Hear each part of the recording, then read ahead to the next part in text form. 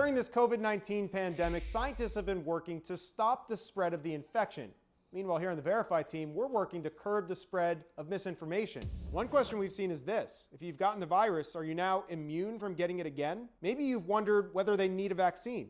So let's verify. Should you get the vaccine if you've already tested positive for COVID-19? Our sources are the Centers for Disease Control and Prevention and a pair of infectious disease experts. Based on what we know right now, it's likely that a vaccine would be recommended for a person who's had COVID, because we don't think that prior infection is likely to generate lasting immunity. Dr. Stuart Ray, a professor of medicine at Johns Hopkins, says the vaccine will add a layer of protection. Given the stakes, it seems a good idea to be really sure. I think the answer is going to be yes. And Dr. Linda Nabha says that if a patient does acquire some antibodies, we still don't know how long those antibodies last and whether they provide immunity. I've had patients in my office who I have had them had documented cases of COVID, documented right through the nasal swabs, and been positive for a few months, and I've tested their antibody tests, a few months later, and they're negative.